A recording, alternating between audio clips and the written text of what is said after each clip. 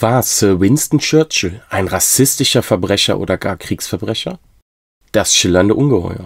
Sir Winston Churchill war wohl einer der schillerndsten und bedeutendsten Politiker des 20. Jahrhunderts. Ein Soldat und Politiker, der selbst vor dem Einsatz von Giftgas gegen unzivilisierte Völker nicht zurückschreckte. Er glaubte an die Überlegenheit der weißen Rasse und unterdrückte mindere Völker mit Freude. Ein prominentes Opfer hatte Churchill. Ein Verwandter des US-Präsidenten Barack Obama ließ Churchill in einem Konzentrationslager brutal foltern.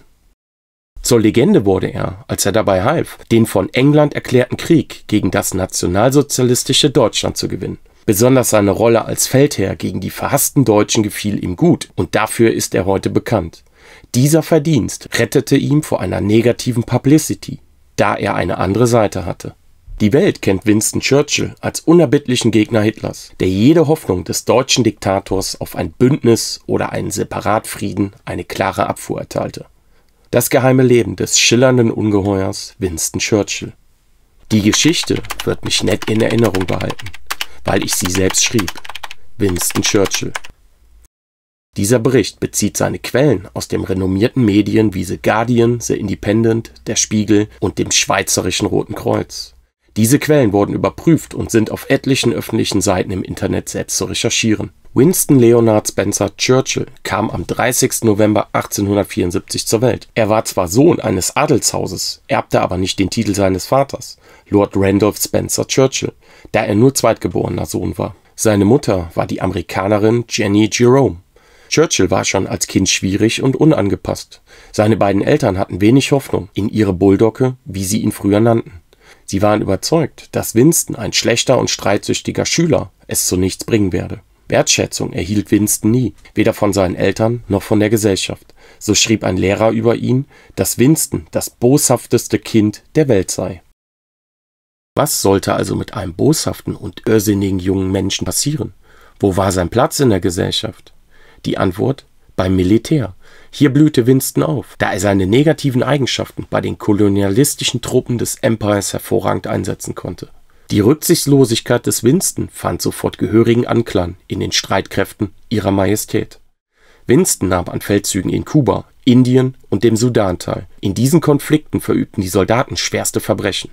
Winston war selbst ein blühender Imperialist und Nationalist, der stets die Macht des Empires bewahren wollte. Er selbst nannte seinen Kampf viele kleine lustige Kriege gegen barbarische Völker.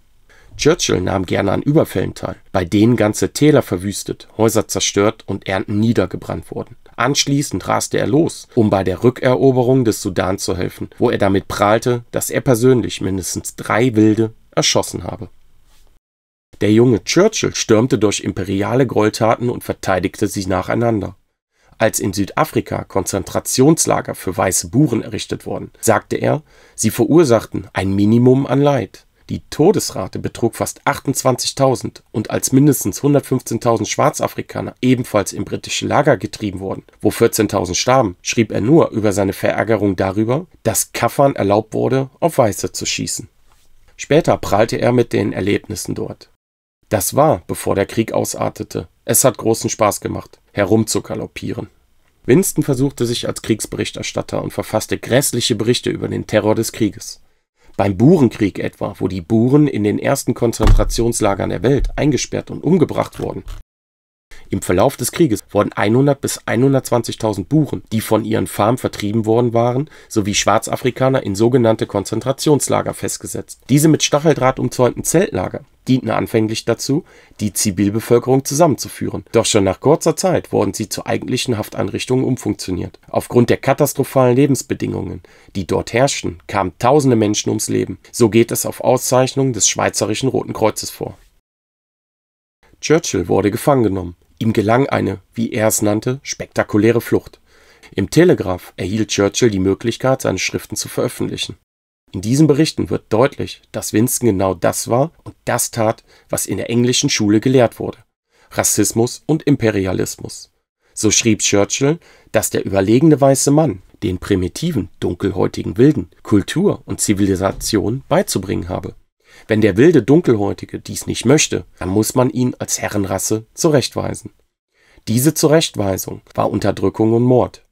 Churchill glaubte an eine Hierarchie der Rassen, wobei nur weiße Europäer mit christlichem Glauben ganz oben standen. Inder wesentlich niedriger, aber immer noch höher als beispielsweise Afrikaner. Solche Ansichten pflegte der Verfechter der Freiheit, so wie Churchill bis zu seinem Tod genannt wurde. Churchill wurde im Jahre 1900 Mitglied der Konservativen Partei und Abgeordneter. Nach heutigen Maßstäben also eine Rechtsaußenpartei mit ewig gestrigen Mitgliedern, mit einem rassistischen und imperialistischen Weltbild. Bereits im Jahre 1904 wechselte Churchill zu den progressiven Liberalen, heute die politische Linke. Von nun an galt er bei den Konservativen als Verräter. Politisch rückte der spätere Antikommunist immer weiter nach links. 1906 wurde er Unterstaatssekretär für Kolonien. Von jetzt an setzte der angeblich Linksradikale das englische Militär gegen streikende Bergarbeiter ein. Churchill selber befahl ein Haus, in dem Anarchisten festgesetzt wurden, anzuzünden und die Anarchisten lebendig zu verbrennen. Vor seinen Augen verbrannten die Männer in dem Haus. Churchill war bereits hier alkoholkrank. Er rauchte Zigarren und war stets betrunken. Zudem hatte er starke Depressionen, die er nur unter Kontrolle hatte, wenn er Macht ausübte, in Kriegen als Soldat oder durch radikalste Politik als Politiker. Bei seiner USA-Reise 1932 wollte Winston Churchill auf Whisky nicht verzichten, trotz Prohibition. Ein Arzt attestierte ihm, er müsse Alkohol konsumieren, vor allem beim Essen und nicht unter einem Viertel-Liter. Ein wahnsinniger Irrer mit einer Alkoholsucht, getrieben von schweren Depressionen und dem Streben nach Macht. Eine gefährliche Mischung, die viele Menschen das Leben kosten sollte. Er verließ die Politik, um in den Ersten Weltkrieg zu ziehen. Dort fiel er ebenfalls negativ auf. Offiziere sagten, dass er regelmäßig die Kompetenzen seines Amtes überschritt. Er war zudem maßgeblich an der gescheiterten Dardanellen-Expedition beteiligt, wobei 250.000 alliierte Soldaten starben oder verwundet wurden. Doch bereits 1916 kehrte er den Fronten den Rücken und ging zurück in die Politik. Nach dem Krieg wurde er dann Minister für Kolonien. Selbst unter Gleichgesinnten galt er als Hardliner. Premierminister Stanley Baldwin wurde sogar davor gewarnt, Churchill in ein Amt zu rufen. Die Inder beschrieb Churchill als abscheuliches Volk mit einer abscheulichen Religion. Als Abgeordneter forderte er ein fortlaufendes Programm weiterer Eroberungen, basierend auf seiner Überzeugung, dass die arische Rasse zwangsläufig triumphieren wird. Er radikalisierte sich zunehmend, so war er als Supremacist bekannt, was so viel bedeutet, dass er an die Überlegenheit der weißen Rasse glaubt. Gandhi war ihm ein besonderer Dorn im Auge, den er vor den Toren der Stadt mit Elefanten tottrampeln lassen wollte. Als die Kurden gegen die Briten rebellierten, äußerte Churchill, Zitat, »Ich verstehe diese Zimperlichkeit beim Einsatz von Giftgas nicht. Ich bin ausdrücklich dafür, Giftgas gegen unzivilisierteste Stämme einzusetzen.« Als die Linke zerfiel, ging Churchill zurück zu den Konservativen. Als Irland rebellierte, ließ er die paramilitärische Einheit Black and Tans, eine berüchtigte und skrupellose Schlägertruppe, auf Irlands katholische Zivilisten los. Im Sommer 1920 zerstörten die Black and Tans ganze Städte und Dörfer Irlands, unter anderem Tuam im County Galway, Trim, Balbriggan, Knockcurry, Thurles, Templemore und Tralee. Die Innenstadt von Cork wurde niedergebrannt. Es wurde nur wenig Wert darauf gelegt, Gesetz und Ordnung aufrechtzuerhalten. Primär ging es um die Vernichtung der irischen Separatisten. Churchill führte den Goldstandard ein. Daraufhin brachen die Exporte ein und die Arbeitslosigkeit machte sich breit. Demonstrationen gegen seine Politik wollte er mit Waffengewalt niederschlagen lassen. 1929 zog sich Churchill aus der Politik zurück und übte sich in literarischer Arbeit. Als in den 30er Jahren die Nationalsozialisten in Deutschland gewählt wurden und sie Deutschland erneut unabhängig und stark machten, sie aus dem Versailler Vertrag ausstiegen und militärisch rüsteten, erwachte Churchill und warnte vor Hitler. Jedoch nicht, weil er eine Ablehnung gegen den Faschismus hatte. Den Urvater des Faschismus, Benito Mussolini, bewunderte er und besuchte ihn häufig, sondern weil Deutschland zu stark wurde und das Empire in seinen Augen in Gefahr war. Die Briten nannten ihn daraufhin Kriegstreiber. Churchill kritisierte Chamberlain scharf, da Chamberlain Deutschland als Verbündeten gegen die Sowjetunion gewinnen wollte. Er machte den Deutschen Zugeständnisse und war überzeugt, dass Hitler den Frieden wahren würde. Doch Churchill warf ihm Beschwichtigung vor. Ab 1940, nach dem Feldzug gegen Frankreich erklärte 1939 mit England zusammen Deutschland den Krieg für den Polenfeldzug, jedoch nicht der Sowjetunion, als sie von Osten einen illegalen Angriffskrieg gegen Polen losbrachen. Stand Churchill nicht mehr als Kriegstreiber, sondern als Prophet da. Sein Comeback. Churchill erwachte mit seiner bereits gefestigten und ausgebauten Grausamkeit. Die Presse forderte, Churchill mit seinem antideutschen Hass zurück ins Kabinett zu berufen. Auch hier trugen die Medien maßgeblich zur Eskalation bei. Da Churchill Großbritannien auf den gnadenlosen Kampf einschwor, wurde er zum Premierminister ernannt. Doch wie er wirklich tickte, ist besorgniserregend. Sehen wir uns einige Zitate des Winston Churchills an. Dieser Krieg ist ein englischer Krieg und sein Ziel ist die Vernichtung Deutschlands. Am 3.9.1939, am Tag der britischen Kriegserklärung. Wir haben 6 oder 7 Millionen Deutsche umgebracht. Möglicherweise werden wir eine weitere Million oder so töten, bevor der Krieg zu Ende ist. 1945. Wir hatten, wenn wir gewollt hätten, ohne einen Schuss zu tun, verhindern können, dass der Krieg ausbrach. Aber wir wollten nicht. 1945. Das unverzeihliche Verbrechen Deutschlands vor dem Zweiten Weltkrieg war der Versuch, seine Wirtschaftskraft aus dem Welthandelssystem herauszulösen und ein eigenes Austauschsystem zu schaffen, bei dem die Weltfinanz nicht mitverdienen konnte. Dieser Krieg wäre nie ausgebrochen, wenn wir nicht unter dem Druck der Amerikaner und neumodischen Gedankengängen die Habsburger aus Österreich-Ungarn und die Hohenzollern aus Deutschland vertrieben hätten. Indem wir in diesen Ländern ein Vakuum schufen, gaben wir dem Ungeheuer Hitler die Möglichkeit, aus der Tiefe der Gosse zum leeren Thron zu kriechen. Zitat 1925. Vielleicht wird es im nächsten Krieg darum handeln, Frauen und Kinder oder die Zivilbevölkerung überhaupt zu töten. Und die Siegesgöttin wird sich zuletzt voll entsetzen mit dem vermählen, der dies im gewaltigsten Ausmaß zur Organisation versteht. Zitat 1936. Wenn wir die Industrie zerstören, bauen die Menschen sie wieder auf. Also müssen wir die Menschen vernichten. Aus der Churchill-Biografie. 1935 begann die englische Aufrüstung in einem außergewöhnlichen Ausmaß.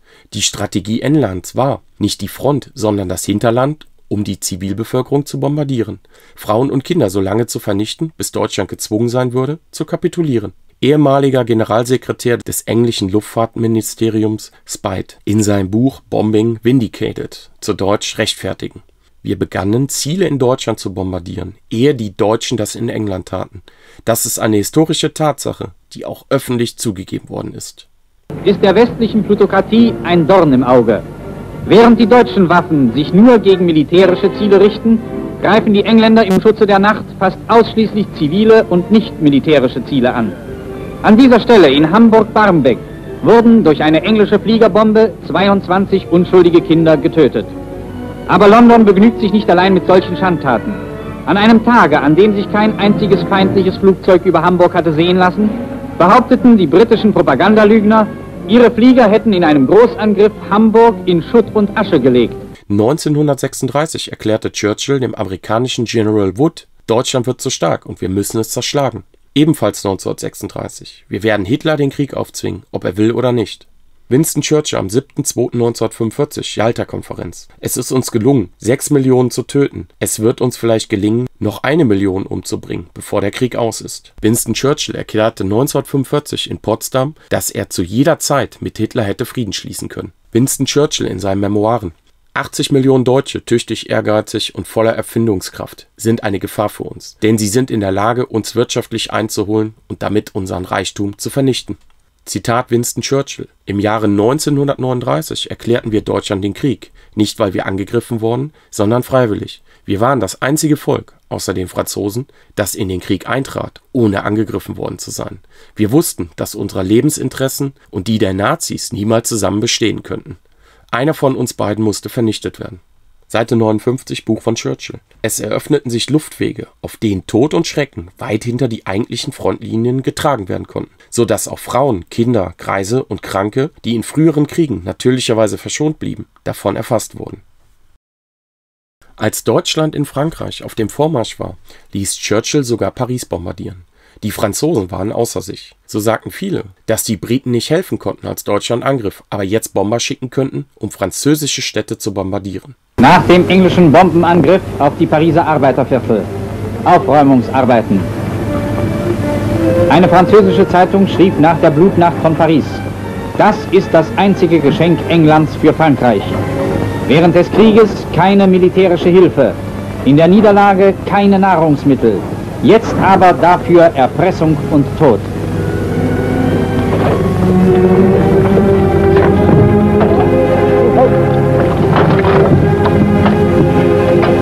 Totenehrung auf dem Place de la Concorde im Zentrum der Stadt. Am Vortage fand in den verschiedenen Vororten von Paris die Beisetzung der Opfer statt. Ein Mitglied der Vichy-Regierung überbringt den Angehörigen die Trauerbotschaft des Staatschefs Marschall Pétain. 1940, als Frankreich den Krieg verlor, machte Churchill der Vichy-Regierung ein Ultimatum. Sie sollte die Flotte an England übergeben. Als das Ultimatum verstrich, vernichtete Churchill die Flotte kurzerhand. 1200 französische Soldaten starben. Die Franzosen waren fassungslos.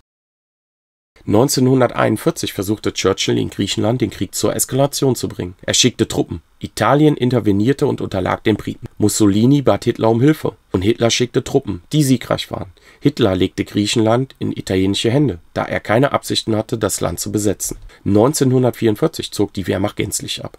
Churchill schickte Truppen und gab die Anweisung, Griechenland als militärisch besiegtes Land zu behandeln. Die Deutschen hingegen machten etwas anderes. So schrieb Professor Dr. Heinz Richter. Hitler schätzte Griechenland so sehr, dass er nach der Kapitulation den gefangenen Soldaten erlaubte, nach Hause zurückzukehren.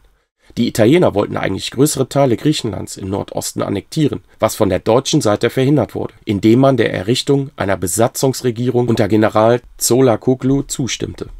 Unter Churchills Besatzung brach ein neuer Krieg, also ein Krieg im Krieg aus. Nachdem auf Demonstranten geschossen wurde, entbrannte der Bürgerkrieg, in den sich die Briten auf Churchills Befehl hin einmischten.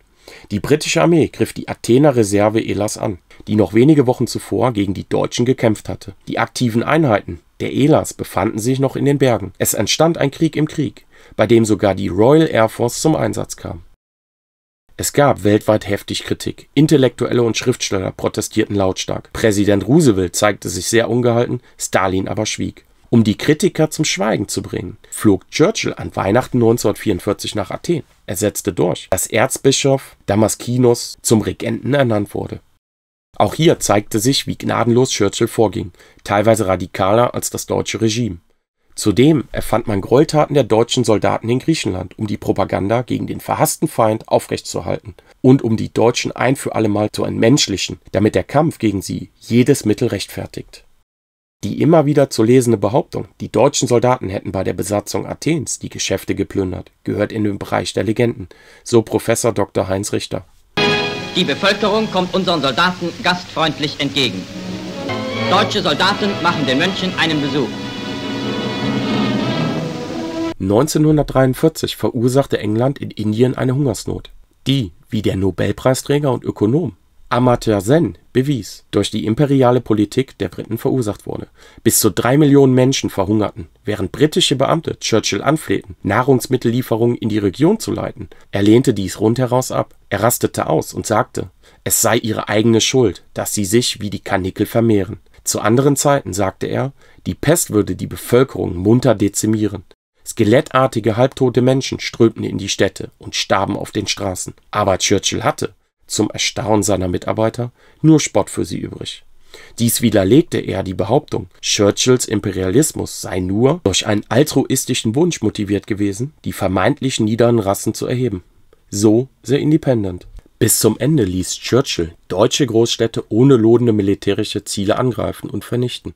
Wie viele Menschen diesem Bombenterror wirklich zum Opfer fielen, ist unklar. Im Schnitt starben täglich 1000 deutsche Zivilisten, zumeist Frauen, Kinder und Alte im Bombenhagel der Briten.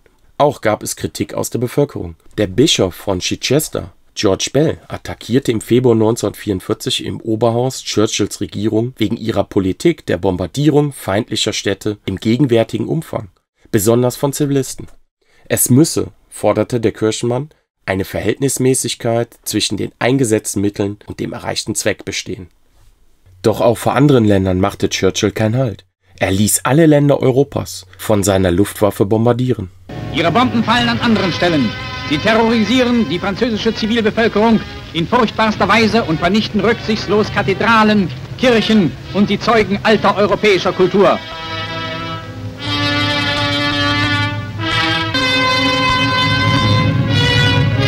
Ruhelos und verängstigt versuchen Tausende von Franzosen, diese Stätten der Vernichtung, in die der Feind ihre Dörfer und Städte verwandelt hat, zu verlassen.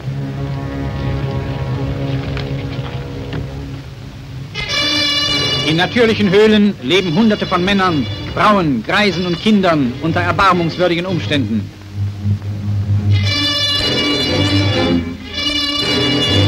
Gleichwohl äußerte Churchill regelmäßig Zweifel an der Wirksamkeit der vom Luftmarschall Arthur Harris, Spitzname Bomber Harris, geplanten Bombardements. Doch mangels Alternativen und unter dem beständigen Druck Stalins, eine zweite Front im Westen zu eröffnen, durfte Harris seine und amerikanische Flieger weiterhin über den Kanal schicken, um insgesamt 161 deutsche Städte systematisch zu verwüsten. Erst nach der Zerstörung Dresdens im Februar 1945 distanzierte sich Churchill vorsichtig von den Terrormaßnahmen der Royal Air Force. Der Bombenkrieg gegen Städte hat nie etwas zum Sieg über die Nationalsozialisten beigetragen. Er war völlig zwecklos und hat nur Leid auf beiden Seiten verursacht. Als mit Hilfe US-Amerikas Deutschlands geschlagen wurde, wurde Winston Churchill zur Legende.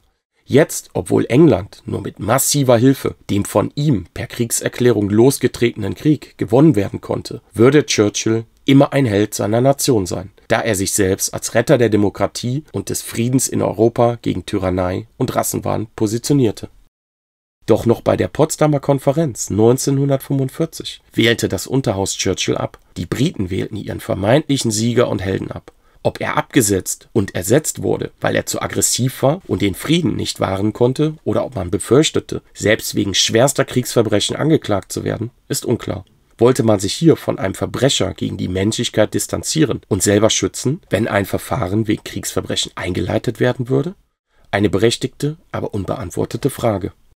Churchill selbst hatte aber Zweifel an dem, was er tat. Denn noch verhasster als Deutschland unter den Nationalsozialisten waren die Kommunisten, gebündelt in der Sowjetunion. So sagte er, Zitat, „Wir haben das falsche Schwein geschlachtet." 1946 erklärte Churchill die Sowjetunion wie zuvor das Dritte Reich als Reich des Bösen. Er sprach sich für die Vereinten Nationen von Europa aus, um eine Kraft gegen die jetzt verhassten Russen zu haben. England selbst sollte dort aber nicht mitmachen. Er wollte sein Land stets raushalten. Vielmehr sollte Europa als Partner Englands, als Kolonialmacht, zur Seite stehen. Doch es ging noch weiter. Somit befand sich ein Vorfahre Barack Obamas, der ehemalige US-Präsident, unter den Opfern Churchills. Der als Mau-Mau-Krieg bezeichnete Freiheitskampf der Kenianer von 1952 bis 1960. Dieser Konflikt brachte die Herrschaft der Briten in Ostafrika ins Wanken. Hunderttausende wurden in Konzentrationslager gesteckt. Der Großteil von ihnen gehörte nicht zu den Aufständischen. Sie waren einfach nur normale Kenianer. Doch das wurde ihnen zum Verhängnis. Sie wurden verstümmelt und vergewaltigt. Schreckliche Verbrechen gegen die Menschlichkeit. Hussein Onyango Obama ist unter Churchills Opfern nur in einer Hinsicht ungewöhnlich. Seine Geschichte wurde aus dem Sog der Geschichte gerettet, weil sein Enkel schließlich Präsident der USA wurde. Churchill glaubte, dass Kenias fruchtbares Hochland den weißen Siedlern vorbehalten sein sollte, billigte die Vertreibung der einheimischen Mauren.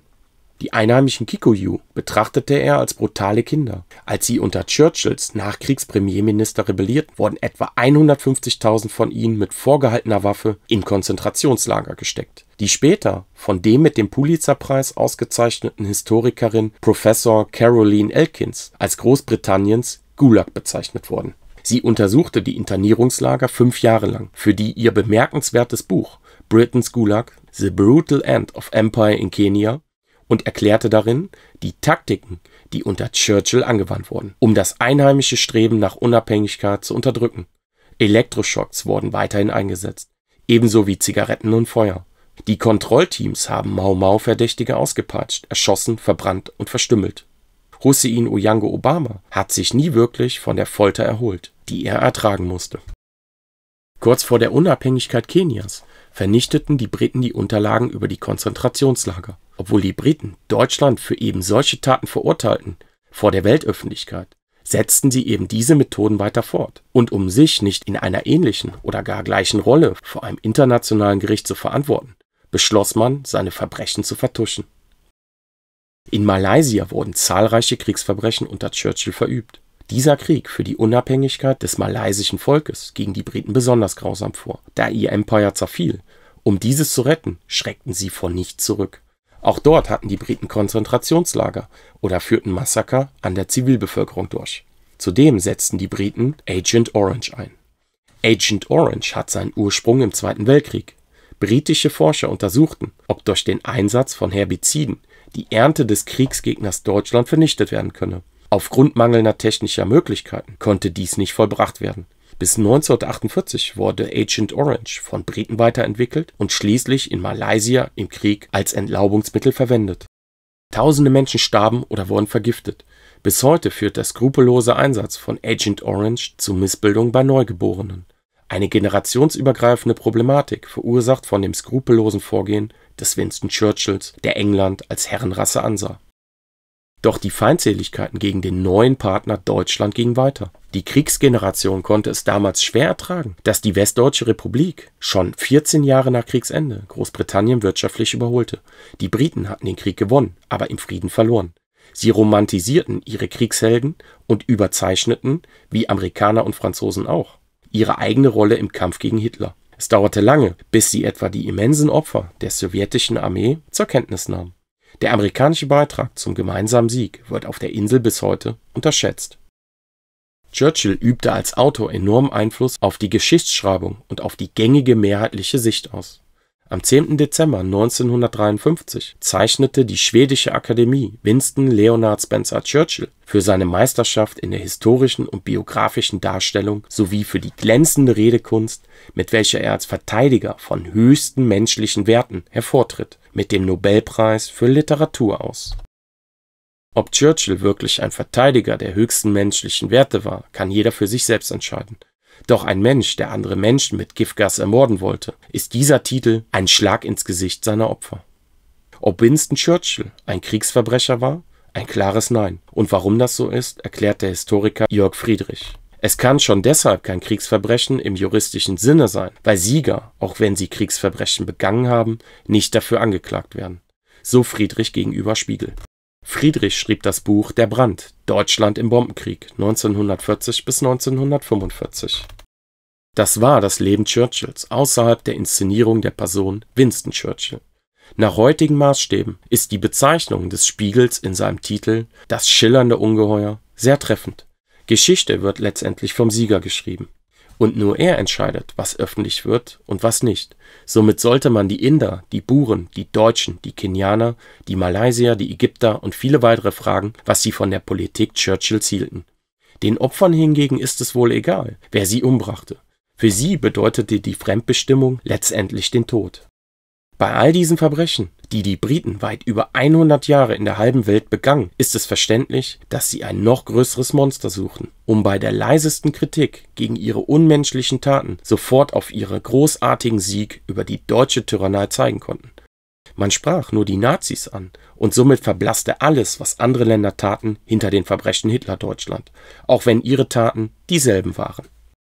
Diese hier angesprochenen Ereignisse zeigen einen kleinen Teil der Politik Churchills. Seine Einflüsse und Entscheidungen sind wesentlich komplexer, als man sie in einem Video zusammenfassen und wiedergeben könnte. All diese Taten sind nach einer kleinen Recherche selbst zu finden, da sie gut dokumentiert, jedoch wenig Beachtung fanden. Dieser Film zeigt deutlich, dass aggressive und menschenverachtende Politik weltweit betrieben wurde und betrieben wird. Dieser Film ist allen Opfern von Tyrannei, Imperialismus, Kolonialismus, Rassismus und Willkür gewidmet. Eine besondere Widmung geht an die indische Bevölkerung, die während der englischen Besatzung eine Übersterblichkeit von 165 Millionen Menschen zu erleiden hatte.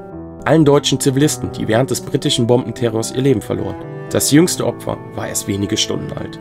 Es ist an der Zeit, eine Welt zu gestalten, in der jeder Mensch einer jeden Nation als gleichwertig angesehen wird und in der wir eine Politik betreiben, in der das einzige Interesse ist, die Menschheit weltweit friedlich und respektvoll zu einen. Jedes verlorene Menschenleben ist eines zu viel. Dabei ist es unerheblich, wer Opfer oder Täter war. Entscheidend sollte sein, den Maßstab zu finden, der es verbietet, Krieg zu führen, Macht auszunutzen, Menschen auszubeuten, zu unterdrücken und zu manipulieren. Die Politiker, alle miteinander, nur ein Ziel gestalten, sie wollen ihre Macht erhalten. Monika Kühn-Görg, Autorin.